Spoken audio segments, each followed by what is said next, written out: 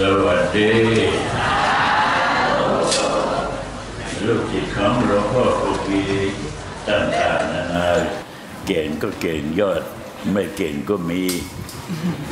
แต่ว่ามันก็เหมือนต้นไม้ที่หลวงพ่ออุปมาบางคนเป็นเปลือกบางคนเป็นเก่นบางคนเป็นยอดแต่ก็ต้องรู้หน้าที่ว่าเราเป็นยอดต้องรู้หน้าที่ว่าเราเป็นเปลือกต้องรู้หน้าที่ว่าเราเป็นรากต้องรู้หน้าที่ว่าเราเป็นแก่นต้นไม้ก็อยู่ได้ถ้าหากว่าไปเถียงกันว่าแก่นดีกว่าเปลือกเก้กว่าแก่นก็ถากเปลือกออกต้นไม้ก็ตายมันเป็นอย่างนั้นเพราะฉะนั้นในเรื่องของการปฏิบัติในครั้งนี้ท่านทั้งหลายการที่จะเกิดขึ้นสิ่งที่เกิดขึ้นได้ยากนี่มันก็มีอยู่หลายเพราะฉะนั้นครุสาสมาธิเนี่ยก็เกิดขึ้นได้ยากเพราะอะไรเพราะว่าหนึ่งสถานที่สองน้ำไฟสามอาคารที่จะเรียนที่จะสอนสี่นักเรียนที่จะนักศึกษาที่จะมาห้าอาจารย์ที่จะสอนคือหลวงพ่อแล้วก็วันและเวลาสิ่งเหล่านี้ประกอบพร้อมเมื่อประกอบพร้อมถึงจะเป็นองค์คุณขึ้นมาว่าเป็นการดำเนินครุสาสมาธิได้สำเร็จถ้าขาดสิ่งใดสิ่งหนึ่งไป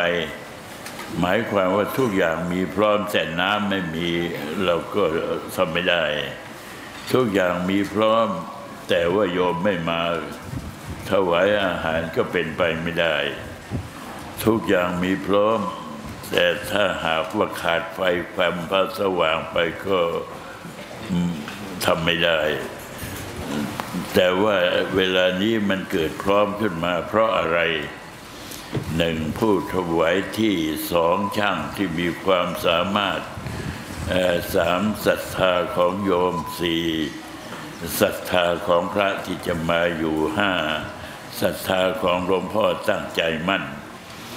รวมกันทั้งหมดนี่ถ้าเราจะคำนวณดูแล้วเนี่ย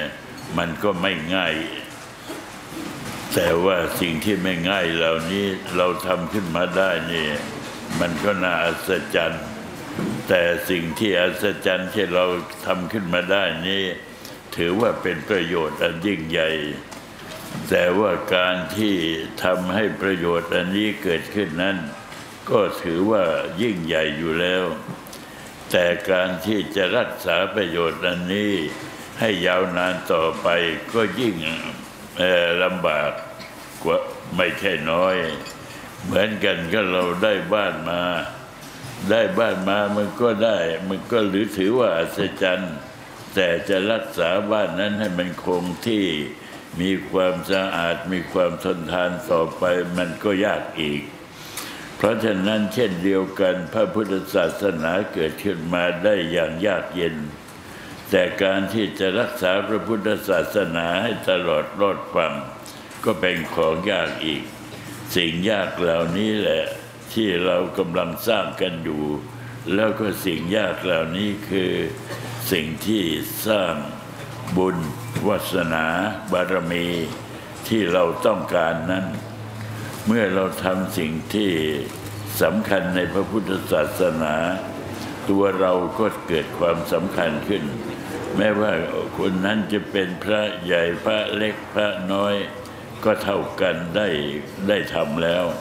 ไม่ว่าจะเป็นโยมคนไหนก็ตามทุกคนที่มาก็ได้ทำแล้วถือว่าทุกคนได้ทำสิ่งที่ยิ่งใหญ่ขึ้นมาสะสมบุญวาสนาบารมีเต็มที่อันนี้ก็ไม่ใช่ว่าเราพูดเกินความจริงมันเกิดขึ้นแล้วและเรากำลังประสบและเรากำลังจะสำเร็จในไม่ช้านี้สวัสดี